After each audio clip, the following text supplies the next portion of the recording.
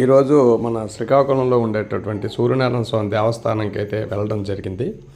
ఆ రోజు చాలా రష్గా ఉంది, జనాలు కూడా విపరీతంగా ఉన్నారు. అలా దారంట నడుచుకుంటూ వెళ్ళడం జరిగింది. అనుకోకుండా వచ్చాం. ఏదో దేవుడి దయ వల్ల మనకి దర్శనానికి అయితే అవకాశం లభించిందని అలా చూస్తూ వచ్చాం. చాలా బాగుంది. ఆ రోజు చాలా జనాభా కూడా చాలా ఎక్కువ మంది వచ్చారు. చూడండి, అది టెంపుల్ మెయిన్ ఎంట్రన్స్ గేటు. అక్కడ నుండి అయితే ప్రస్తుతానికి వేరే లైన్స్ నుండి క్యూ లైన్స్ పెట్టి పంపిస్తున్నారు. కొంచెం దూరంలో మనకి చూడండి ఫ్లైఓవర్ లాగా కూడా డిజైన్ చేశారు. లోపల నుండి బయలుదేరి వస్తూ అక్కడ వరకు రావడం అనేది జరుగుతుంది. ఫ్రీ దర్శనం ఉంది. 100 రూపాయలు, 300 రూపాయల టికెట్లు కూడా ఉన్నాయి.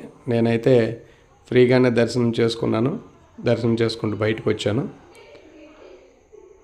చాలా జనాభా అయితే ఉన్నారు, కానీ ఈజీగానే దర్శనం అయితే బాగానే జరిగింది. బాగుంది. చూడండి, అదే temple out gate. In gate నుండి వెళ్ళి అవుట్ గేట్ నుండి ఇది అవుట్ గేట్ బయటకు వస్తున్నాం. చాలామంది జనాలు వస్తున్నారు.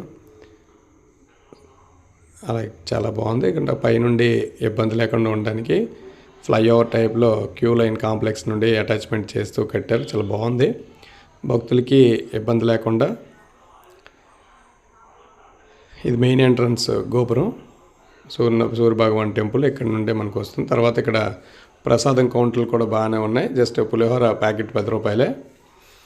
లైన్లో కూర్చున్నాం. ఒక 2 ప్యాకెట్లు తీసుకున్నాం. ఏదైనా దేవుడి ప్రసాదం తీసుకోవాలి కదా, తీసుకున్నాం. తీసుకుంటూ బయటకు వచ్చాం.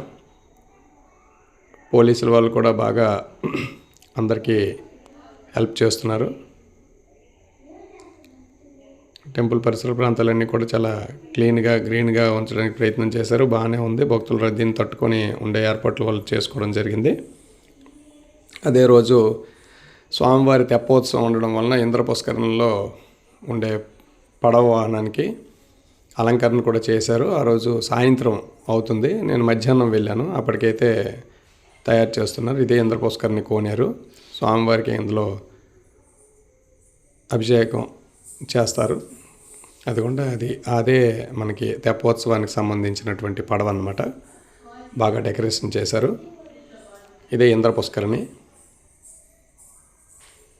చాలా బాగుంటుంది. ఎప్పుడైనా అవకాశం ఉన్నంత వరకు చూడండి.